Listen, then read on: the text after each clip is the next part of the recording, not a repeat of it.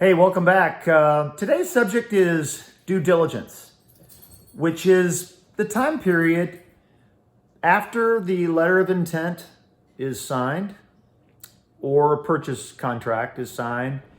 And it's that period where you're working on satisfying the conditions and contingencies before you get to close. Okay, so this is the important time for the buyer to ask himself, are all systems go for this sale? So they'll be looking at things and requesting items such as tax returns, and they'll look to reconcile the tax returns to the financial statements.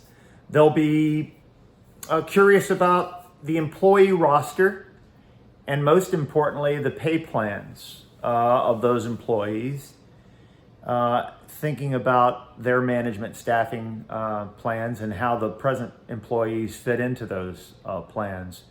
They'll be looking at the customer list and the concentration of the customers. Again, making sure that there's a diversified customer base so as to make sure that there's a distribution of revenue across the wide base.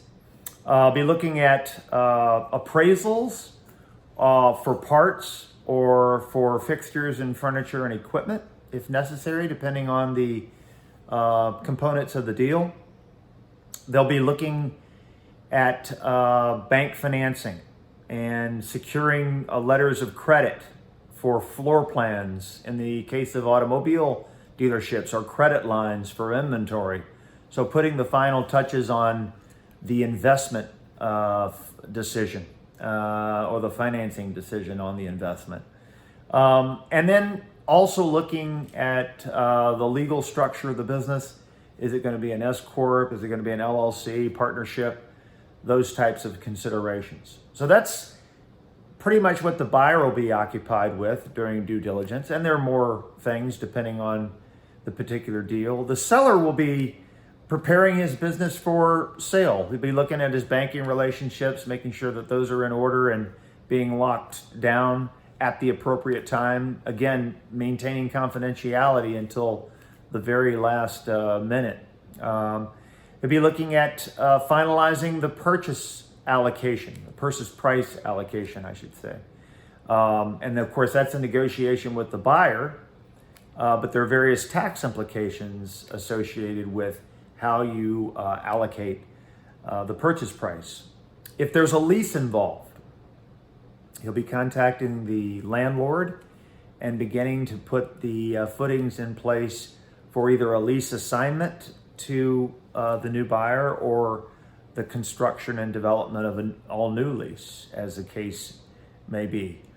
And if there's a franchise involved, it's typically the seller who would notify the franchisor and begin the process and the steps to go through to transfer the franchise from their ownership to the buyer's ownership.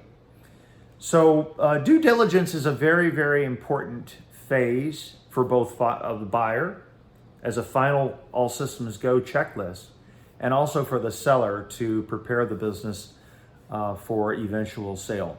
And communication is absolutely critical during this phase to keep the deal on pace, but to also get both parties confident that you'll be able to go into a closing with a clear and marketable transfer of the business assets from the seller to the buyer.